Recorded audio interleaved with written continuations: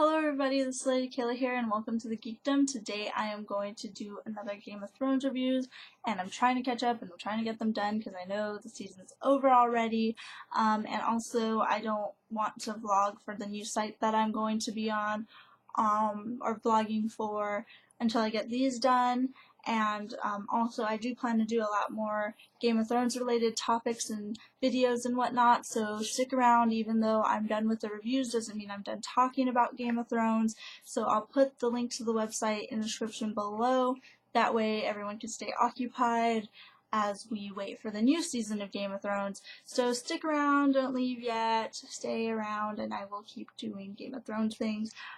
For you Game of Thrones lovers, I do other things for my other followers that like to talk to me about other things that I'm interested in, but for you Game of Thrones people, I'm always willing to cater to you guys. Anyways, this is going to be a review for Season 3, Episode 9, The Reigns of Castamere, which is just this huge episode that is just the biggest, like, what the hell moment since Ned Stark lost his head. Lots of spoilers. I'm assuming you guys have watched the episode, so I don't care about talking about details. You guys know what the Red Wedding is, and it was just huge and just crazy. So anyways, I'll start with Daenerys. And I just want to say I'm so glad that, sorry if you hear my chair squeaking, it tends to do that. I'm just glad that even though the Red Wedding was part of this episode, they didn't give us like a bunch of random filler. It was really interesting, and I actually like the side stories besides the Red Wedding, which is the main event of this episode, I guess you can say. And, anyways, yeah, let's start with Daenerys, and I'm kind of surprised that everyone's, like, so trusting of Dario, and I'm like, Jorah has a good reason to be distrustful, and I know that they're doing it just because they want, you know, Jorah to seem like he's jealous of Dario, which he is, but I mean, honestly, whether I had a crush on Daenerys or not, I'd still be distrustful of this guy who just, like, had no qualms about betraying two of his comrades. Like, okay, and plus he's like newcomer anyway, so whether he did that or not, he's still like, who is this guy? So, whatever. They're gonna sack the city, the three of them, Grey Worm, Jorah, and Dario. And there was a nice fighting sequence for the people who have felt like Game of Thrones was lacking a lot of action, which I would agree, yeah. A lot of it is intrigue, which I love. I love intrigue. Like, I can sit there through stories and just a bunch of different things without so much as any action. Like, I would just be so happy. Like, I don't even need, like, a fist fight to be happy with the story as long as it's interesting. But I know a lot of people really do like the action, especially when it comes to a TV show where you're getting, like, actual visuals. So that was a nice fighting sequence, especially since each one of them had a different kind of weapons, so you get to see the different fighting styles blended together. Really nice. I really like that.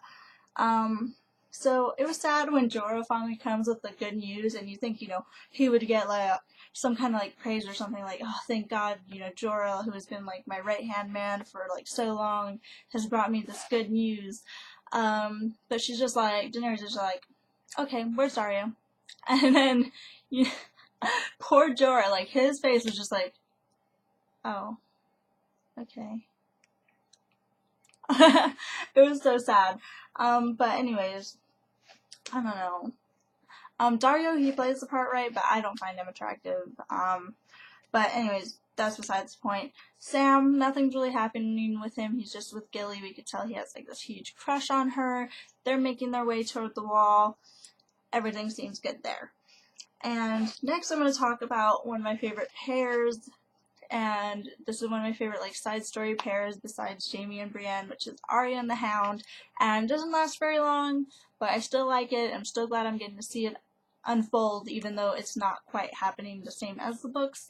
I still like it. It's still really revealing of the characters, for instance, when they talk about the fear, and also when they have that little, I guess it would just be a little, because he didn't like put up a fight, so just this little like scenario with the old man and stealing his cart.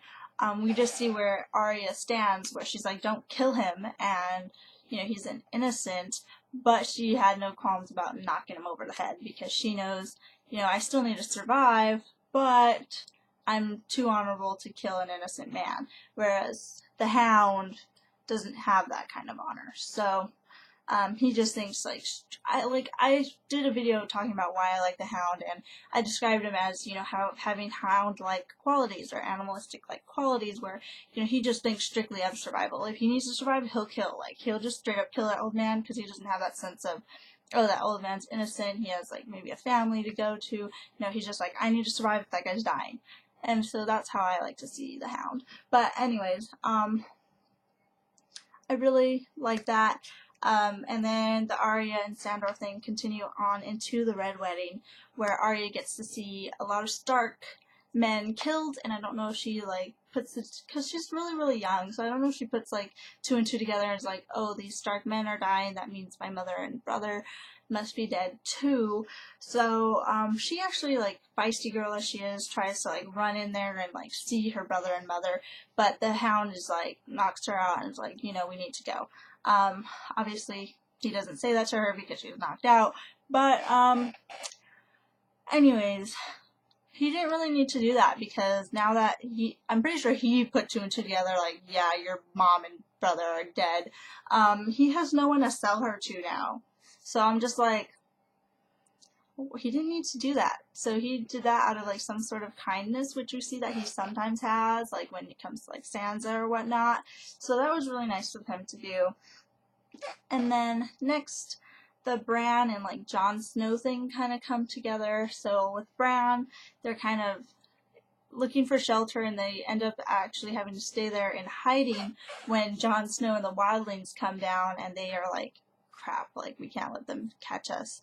So, during the course of this time, Bran, like, wargs into Hodor, who apparently, like, you can't warg into humans according to Jojen, sorry. And, so I'm just like, that's cool.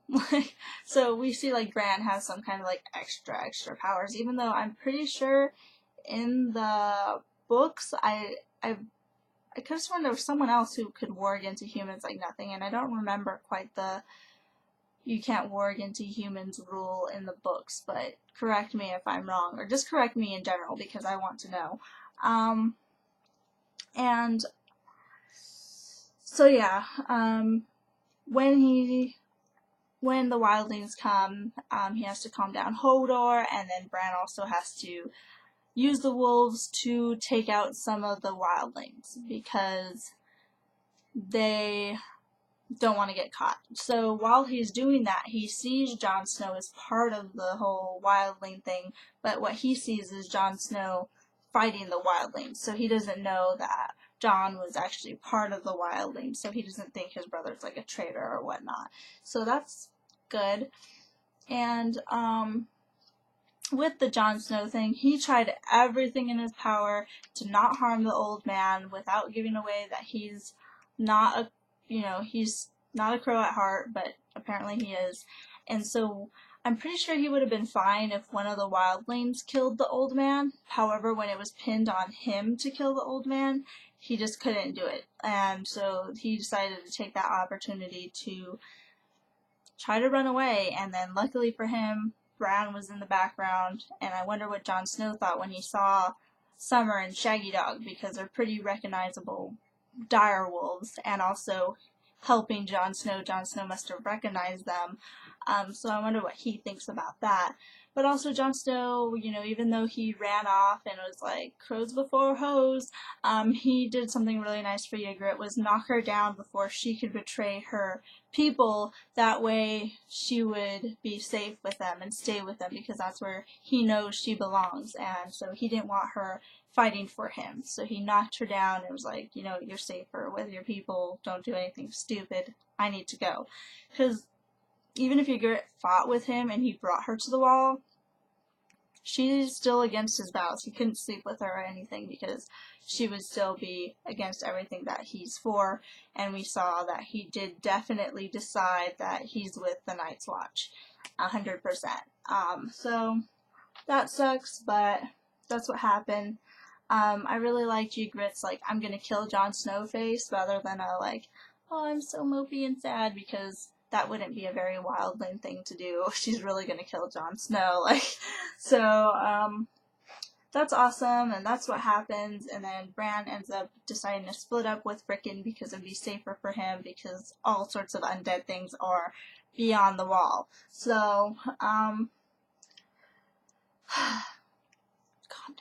That was a lot of action too, like, just talking about that was just a lot. And then we have the Red Wedding, which kind of just overshadowed everything. And I actually talk about the Red Wedding in detail in a different video, so I won't be doing that in this video. So if you want to hear about the Red Wedding, I'll like link it somewhere here so you guys can check that out. Just a whole video about the Red Wedding on its own, not here in this video. So yeah, that's it for my review. Thank you for your time. Bye.